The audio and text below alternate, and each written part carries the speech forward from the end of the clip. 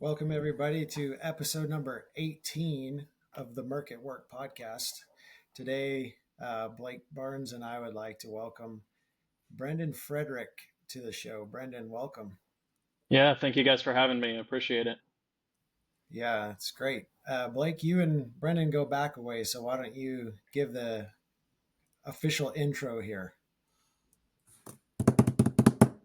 Yeah, Brendan and I. So here's Brendan for you in a nutshell. We started work. We flew into Louisville, Kentucky, to start work for medical equipment company called Heartland Medical, and we both flew in on the weekend. Or I drove up from Tennessee. He flew in. We were out the week on a Sunday afternoon. I'm in my room chilling, thinking that nothing's going to happen that night, going to go get some dinner. And all of a sudden I hear a big knock on the door, and it's Brendan with a big old grin. And he's like, "You must be the guy that I'm working with." And so anyway, yeah, Brendan, full of life. And we went and had a big steak dinner and got to basically, we hit it off right off the bat. And so we spent, what was it, Brendan? I don't know, 2 years basically together. Kind of just about, yeah. Learning. He was new to that side of things. I was new to that side of things, and so we, as they say, those that suffer together build camaraderie the best. And so we had a lot of fun together those first 6 weeks, going back and forth in Louisville and training, and then just kind of learning off of each other. And I don't know, we probably talked every day for about 2 years, something like that. So, yeah. And then and now he's on to some bigger and better things and doing some awesome work. So that's kind of how I know Brendan, and excited to have him here. Yeah. Awesome. Well, I'll capitalize off of that. You're also doing some pretty cool things yourself, Mr. Barnes. Really cool things. We're trying. Yeah. What Blake didn't mention is one of the things that we really kind of made our first initial impressions off of the best was that Blake actually raised his family a couple blocks away from where I was raised myself. So he was in Modesto, California, and was coming in for the job in Nashville. And I had moved out to Texas a couple years prior to that. So definitely hit it off from the onset right there over a steak dinner. So that's pretty cool. Yeah. So were you, Brendan, does that mean you were in Modesto as well, or were you in Tennessee? No, it was actually in Texas. So found out about the job. I think it was through LinkedIn, and they were looking for people in the Dallas area. So I was living in Fort Worth at the time and working in the clinical space, and decided to try my hand at the business side of medicine. That's cool. Well, tell us a little bit about your path to, some of the things you're working on now. You mentioned about getting on the business side of it. Maybe take us down that road a little bit. Yeah, sure. So I think I mentioned that I was in the clinical background for a while, had a clinical background. I started in college working EMS. So I was in Dallas for 3 years working as an EMT. Super cool experience, got to see a lot from that. And that kind of propelled me into working in the OR. So I worked as a pediatric anesthesia tech after that for about 2 years. And then from that, knew that I wanted to get in on the business side of medicine, knew I wanted to get into entrepreneurship in medicine. So I became a clinical innovator at the time. I was working on some things for antimicrobial inputs into anesthesia at the time. So more specifically, I was doing a antimicrobial cap for disposable anesthesia circuits, and was working alongside the Cook Children's Innovation Department to get that implemented. From that, and kind of also from my background in EMS, I started a company in airway intubation and difficult intubation, and we've recently been working on some cool technology there. So uh, basically took that knowing that I wanted to get into entrepreneurship and medicine towards starting that business and getting into Heartland and learning the business side of medicine overall. And that kind of coalesced into what I do now with Johns Hopkins. So it's allowed me some really cool opportunities. Got to brush some elbows with some really cool people, very interesting people, very intelligent people, and yeah, now I'm just working towards starting that business, starting a couple other businesses, hopefully through some really cool projects we're working on, and yeah, living life to the fullest. That's awesome. So what's the role now with Johns Hopkins? Yeah, so technically, I'm doing a master's program. It's a master's in bioengineering. But really, it's focused on some of the entrepreneurship in medicine, as I discussed before. Mhm. So it's a really cool program. It's a dual program in the sense that we focus on innovation not only in the domestic areas in the U.S. And some more of the, I guess, high resource countries that we see on a daily basis, but also within low to middle income countries, some low resource settings. So we really take Mhm. some of the technology and some of the knowledge that we can gain from kind of our unique experience here in the US and try to see where we can best fit working alongside some of these clinicians and some of these engineers and low resource settings to cater to some of the specific needs that they have within their healthcare systems. So overall, the program is it's very much so didactic, very much so hands-on, and there's a lot of interest in both the global health setting as well as the domestic setting. So it's really catering people to get into the startup space and to focus on entrepreneurship and medicine. um, as of date, I think about 60% of the people that graduate through this program end up starting their own companies. But overall, it really does teach you kind of the specific quadrants and modalities within introducing medicine. I say quadrants here. So one of the pillars um, of this program is that they really do focus on four different key areas in introducing the knowledge base and experience to starting a startup. That's your medical space, so your clinical space, and all that that entails, your clinical needs, clinical ideations, as well as your business side. So you do learn about like market cap, market growth, some of the things that Blake and I have kind of picked up on in the last couple of years. Um, and then you also look at the entrepreneurship strategic space, and yeah, really do focus in on those areas to try and build and grow a product. And then lastly, the engineering phase. As I said, it's a bioengineering degree, so we do get our hands on. We do get hands on. We get our hands dirty in a lot of the engineering aspects of this. So ideally, we come up with a product, we ideate on that product and do an implementation study. We do our research, and hopefully by the end of this program, something's coming to market, or has the foreseeable future of coming to market. So That's really cool. Yeah, Blake was talking about uh, how smart of a guy you were, and I think you lowered the standards to hop on with us two today. I was gonna say, Brendan, how do you not have a sore neck? I don't know How do about you that. hold up that big old brain? I've got this pillow right here. Yeah, that's No, I perfect. kid, I kid. But no, I appreciate it. No, it's been a lot of fun, and I think even working with Blake, we got to do a lot of things on the engineering side as well. You know, some of the clinical engineering that he and I did in anesthesia, and sometimes outside of anesthesia, working on OR tables. And I think Blake had a couple sterilizers he worked on, and yeah, so really getting our hands dirty. I think that really did contribute to getting in on this. So my background is in biochemistry. I don't have an engineering background at all. But I think really the program tries to filter for people that are problem solvers overall.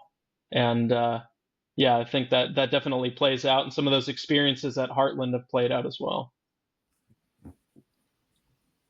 Yeah, that's really cool. Like we were talking to somebody, Blake and I, a little bit earlier today, and the more things that you learn and the more experiences you have, that's what gives you the ability to consult or develop new products or ideas. So getting that well-rounded kind of education in the School of Hard Knocks is really, really good. Yeah. Oh, absolutely. Yeah. Absolutely. Allows you to attack problems from different angles too. Just seeing a different way of looking at things, which is Hmm. super helpful. Yeah.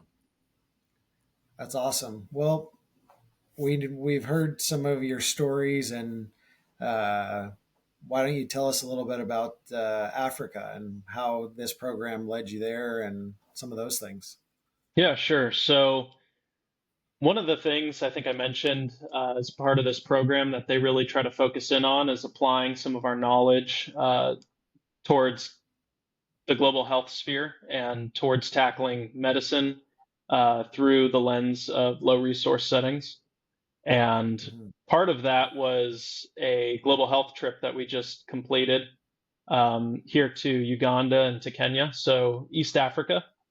Um, when we had started the program, there were certain topic areas that the faculty were interested in us ideating in. And so, of those, we've been doing a lot of work with malaria.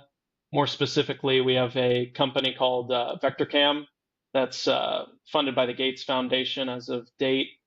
And their focus is in the malaria space, as I said, kind of identifying different genus and species of mosquitoes, try and try and learn more about the habits of certain types of mosquitoes to determine which ones are more um, viral, their viral load, and when they bite, and kind of some of the factors contributing to the spread of malaria in those settings. So that team ended up going out to Colombia, but have also been to Uganda for the past couple of years, and we have teams doing very similar things through the CVID cohort. But more specifically, mine was catered towards breast cancer. So, as I said before, we expressed interest individually to faculty as to what disease state I think really catered to us on a personal level. My grandfather had breast cancer. I've had other family members who had breast cancer.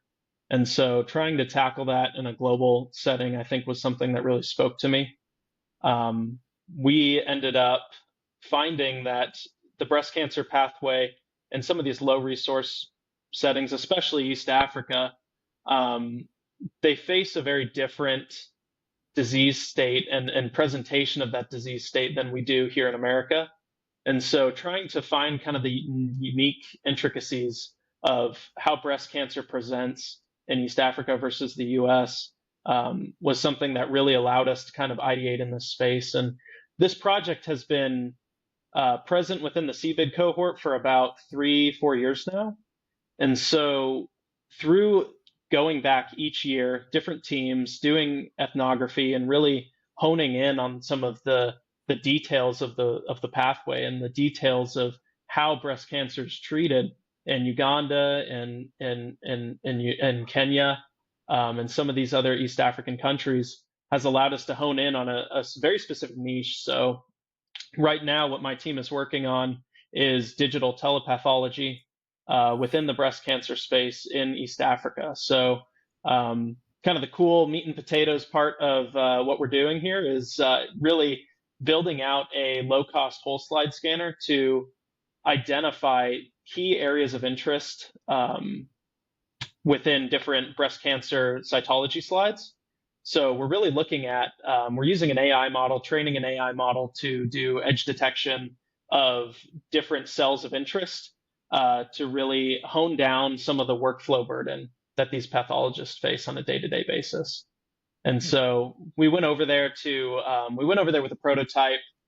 We actually made a very cool, very low cost solution that we think has some viability, but brought it over there, got some feedback from different pathologists, some different lab technicians, lab managers, got to speak with some people within the global health space on a more macro level to really see what their thoughts were and get some design requirements, some design feedback, and see if this was something to move forward with. So um, from that research, we were able to kind of come back and see some of the design requirements they had, how this could be generalized into different disease states. Like I had mentioned before, there's potential for malaria. Our team's currently working on a grant with the NIH and NSF to get funding for that and implement that into these other East African countries. And I think we've really got some momentum building to build out in the future. So that ended up taking me over to Africa, and we were able to do some research over there for about a month.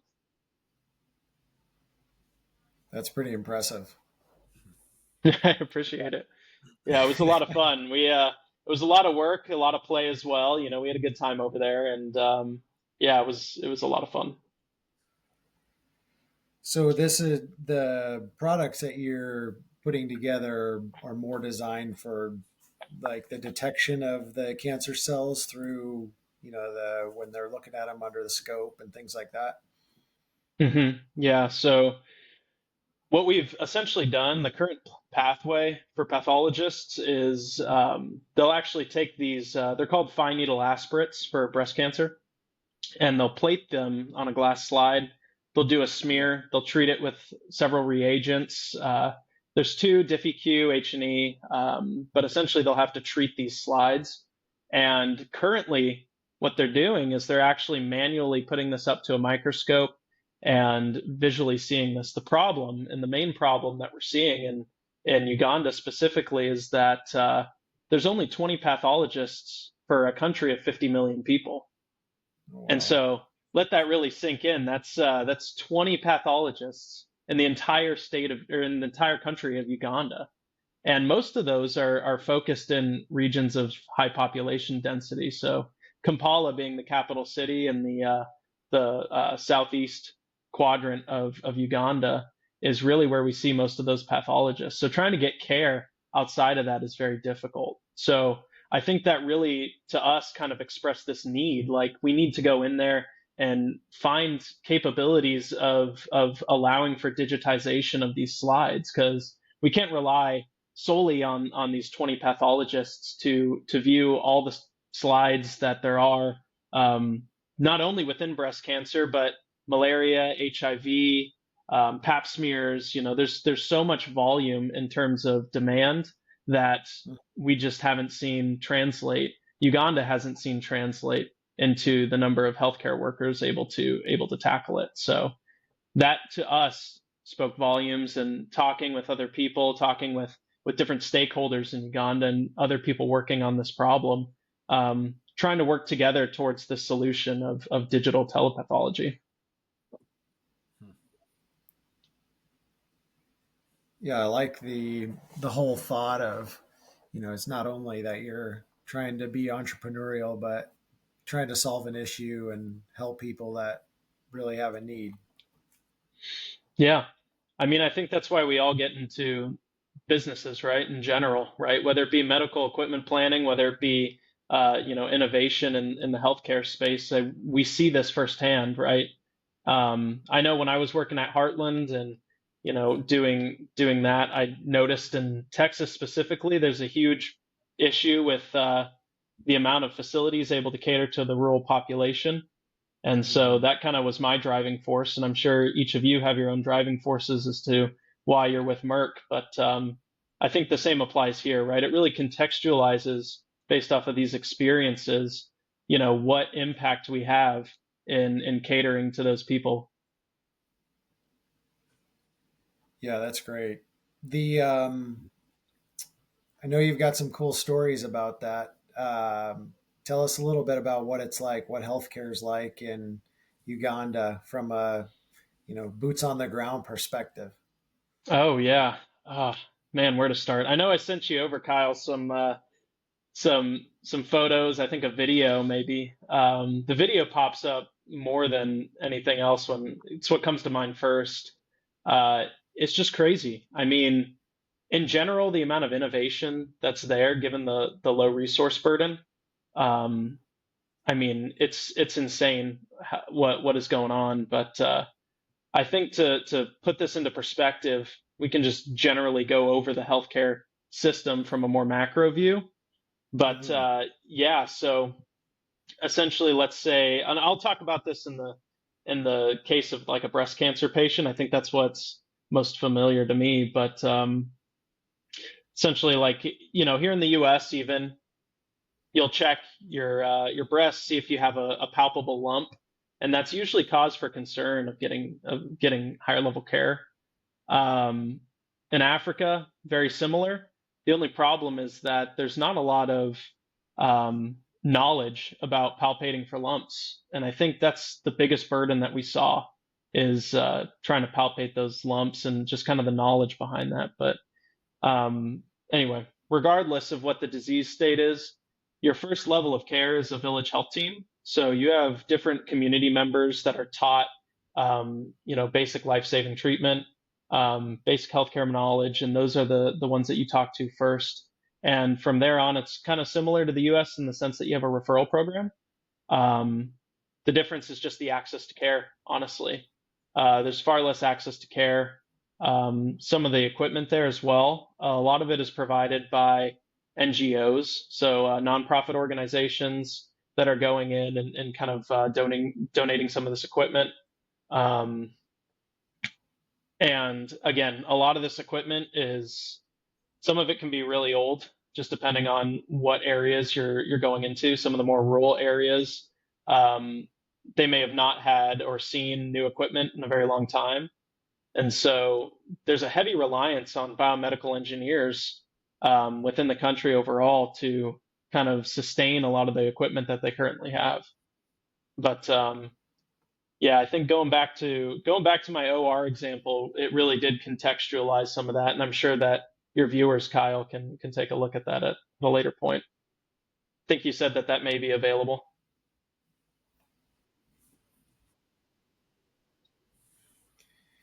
Yeah, we're gonna try and link pictures and video that you provided to the end of the podcast. So, and the YouTube video, so anybody will be able to take a look at those things. Okay, cool. Yeah, did that answer your question? Yeah. Give us some examples though, in case we so folks can understand. We heard a little bit about sterilization and what the ORs look like, but describe those in a little more detail for us. Yeah, so the ORs, very different from the US. We did see one at a healthcare center 4. So I believe that's pretty much where they have the beginning of operating theaters. Very minor procedure operating theaters in these healthcare settings. But the video that I had, I think, was from that one. And um, sterility is a little different. I think disposables was the first thing that stuck out. So when you go to an OR here in the U.S. or even at Hopkins, for instance, a lot of times you'll have disposable sterile gloves, disposable gowns, disposable drapes for covering the patient, just to kind of prevent Mhm. some of these interventional infections associated with doing those procedures. But within the operating theater of these places in Uganda, I mean, we see that they're reusing a lot of these what should be disposable, but there's just a lack of financial support um, overall. And I think we've talked to several clinicians in Uganda. We've talked to just different people that have experienced the pathway, and the major thing is finance. It honestly is. And so what we see in some of the innovation that stems from that is a direct result. So I know at one point I saw a OR light that was using incandescent bulbs um, that you would normally pick up at Home Depot here in the U.S. But there they've created and welded this apparatus for holding these bulbs and using them as OR lights, which I thought was very impressive. Um, but yeah, just it's a very different environment overall. Very, very different environment. what's the overall, infection prevention like? I mean, do they struggle with infection because of the differences, or are they doing well overall with just the little resources that they have? I think given the resources that they have, they're doing phenomenal in terms of infection prevention. But again, those resources are very low, right? Here in the Yeah. U.S., we've dumped a lot of money and a lot of time and a lot of research into preventing these nosocomial infections, these hospital-associated infections. And I mean, they're working with what they have, and I think they're doing a great job at it. But again, there's still a need, right? I think we see a correlation between, using the disposable infection control materials here in the U.S. And I'm sure you can correlate that. I haven't personally, but I'm sure you could with Uganda. But I think given the circumstances, they're doing the best that they can.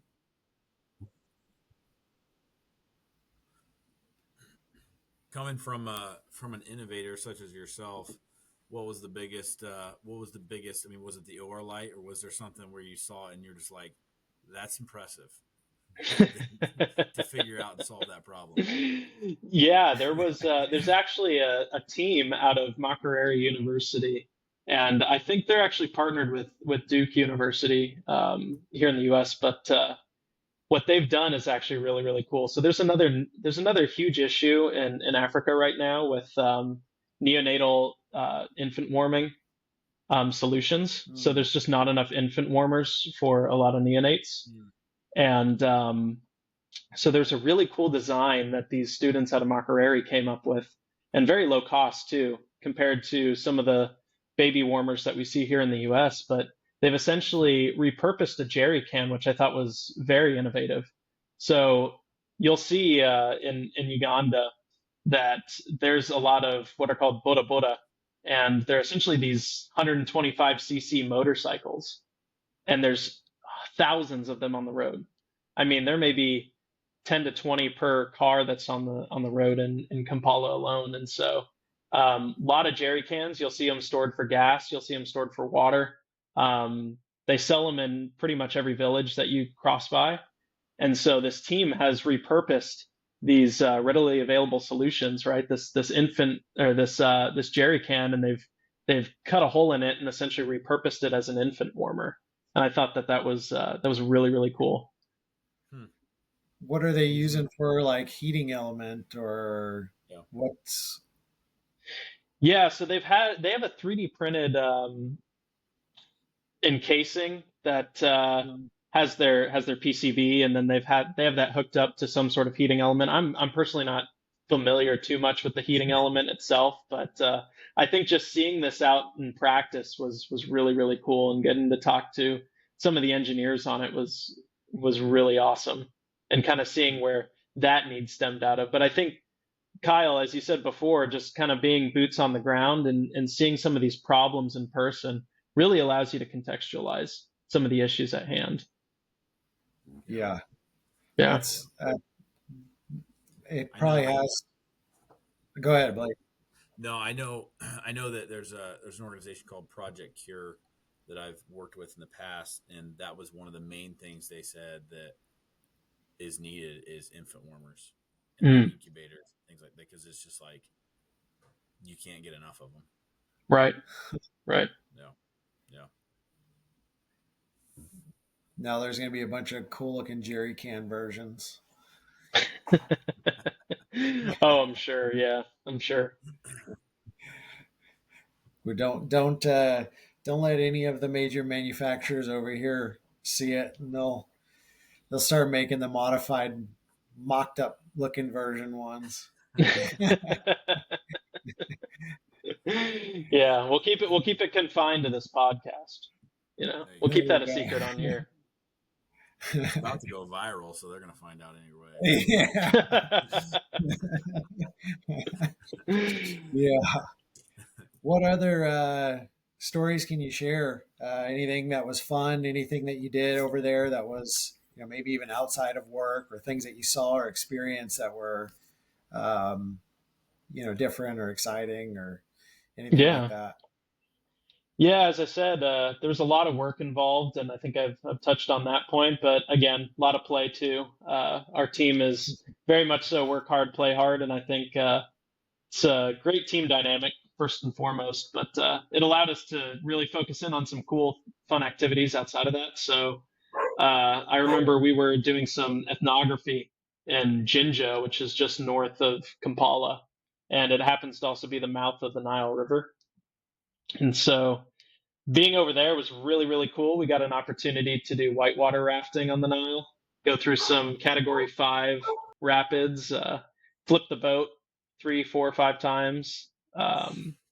Yeah, it was it was That's crazy. awesome. It honestly was. Yeah, get some dad lore out of it. But other than that, we did. Yeah, we went up to Kenya. So I think I may have mentioned this on a call, but one of my buddies at the time, we were doing some research in Mombasa in Kenya. We had just flown in, and we had dinner that night with a couple stakeholders. Woke up the next morning. We were rooming together as well, and he had told me, "Hey, man, like my stomach's hurting really bad." And so I'm like, "Hey, we'll get you into the hospital, get you checked out here." And turns out he had Put a this down small on a jerry bowel can obstruction. incubator. Yeah, I know. He could have used it. Maybe. I don't know. But no, he ended up needing to get airlifted out. So Wow. ultimately now he's fine. He's doing well. But you know, I think we were able to get on a air ambulance, fly out to Nairobi, get treated over there, and so got to get into the care pathway from the perspective of the patient a little bit. But anyway, that put us Yeah. in Nairobi and stayed there for about a week before our team came up, and we ended up doing a safari outside of that too. So ended up going to That's Masai awesome. Mara, seeing some lions, some Wow. giraffes, some zebras. A little Lion King in the flesh. Oh yeah. Yeah. Yeah, I mean, man, we were right up close and personal. I mean, I could reach out and probably pet one of the lions on several different occasions. So Wow. it Wow. was We don't crazy. If you recommend could, you do that to the listeners out there. We don't recommend you pet lions. Yes, yes, yes. Yeah. oh yeah, please don't, please don't. It's If like you like your fingers, I'd say maybe keep them inside the vehicle. Yeah. yeah, it's like the disclaimers that everybody has Yeah. now. This is not medical advice or business advice. This is We just also don't recommend you go to the garage and cut the tops off your gas cans to put your baby in either. yeah, Yeah. exactly. Save that to the professionals. Yeah, Only the empty the doctors gas listen. out first. Empty the gas out first. Yeah. Yeah.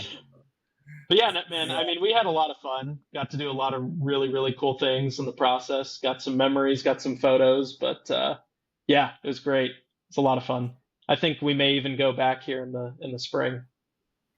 That's really cool. That's cool. The foodie in me says, "What's the food like in Kenya and Uganda?" Oh my God. Yeah, no, you're a foodie as much as I am, man. I mean, we really got a chance to explore some of the street food out there, and it was amazing. Absolutely amazing. I mean, I can't tell you how many times there's a lot of chicken, a lot of beef, and a lot of fish as well, especially in Yeah. Jinja, where it's at the mouth of the Nile. Tilapia was big. But all of this, I mean, they'd kill a chicken and 5 minutes later it's sitting on your dish. You know what I mean? So it's just Farm to amazing. fork.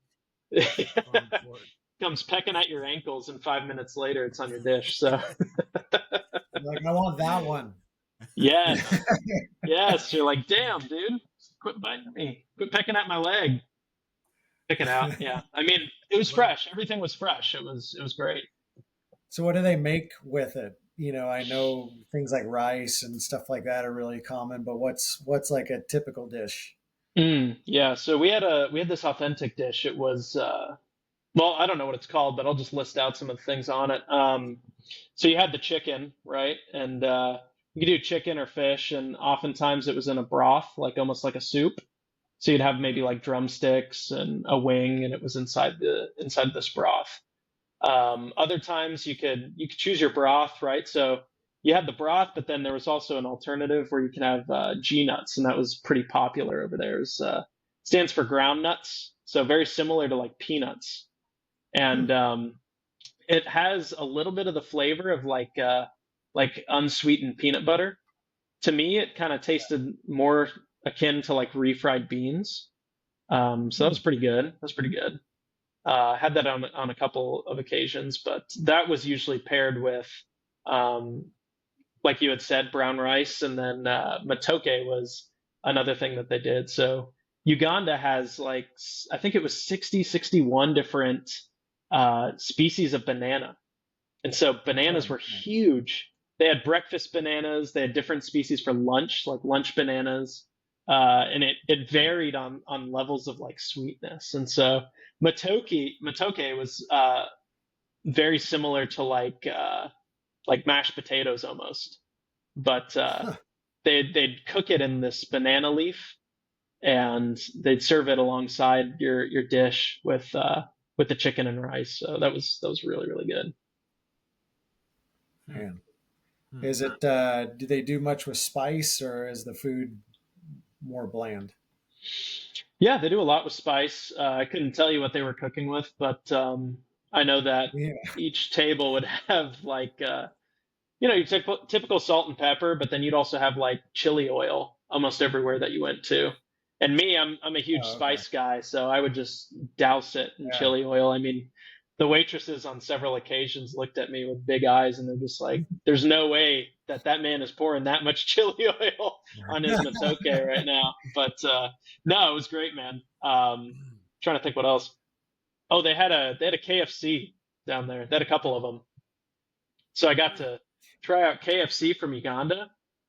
Miles better, man. Miles better. Yeah. That's because the My, chicken's running around right out there, right? That's what I'm yeah, it's saying, fresh. man.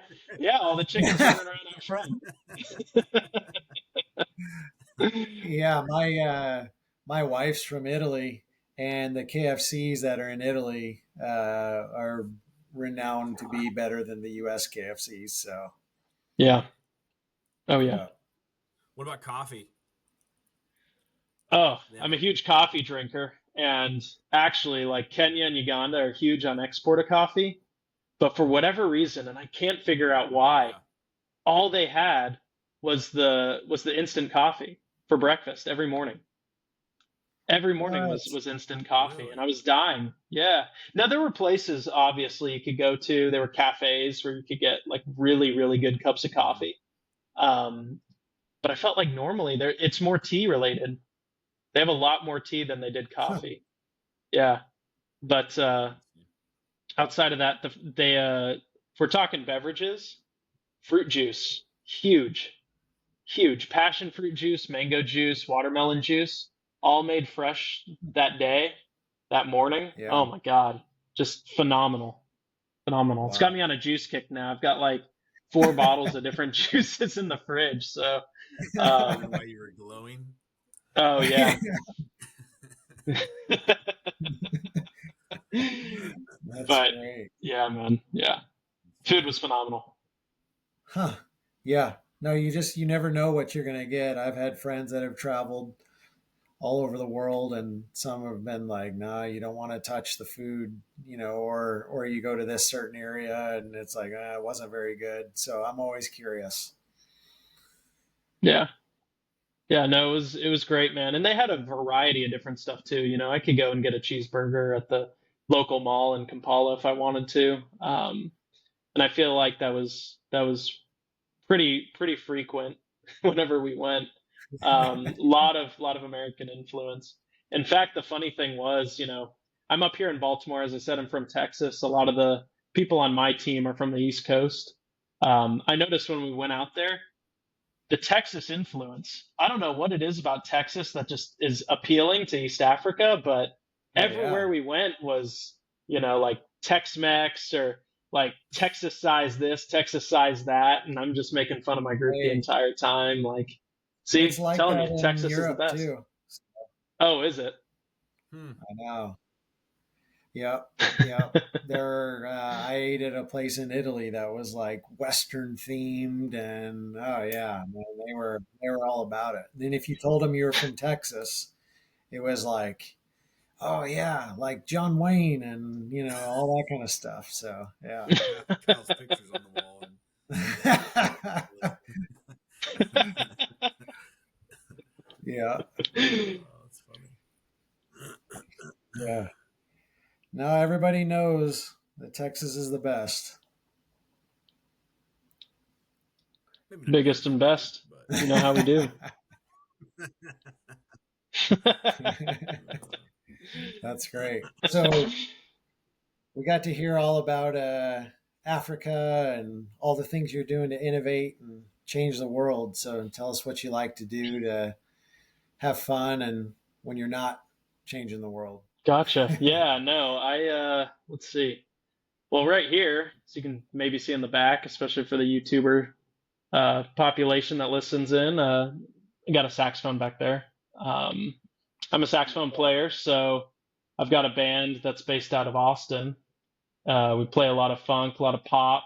Um, I also join in with an Indian band called the Beehive, also based out of Austin. So I like to play saxophone a lot. I do Wow. jazz, I do pop.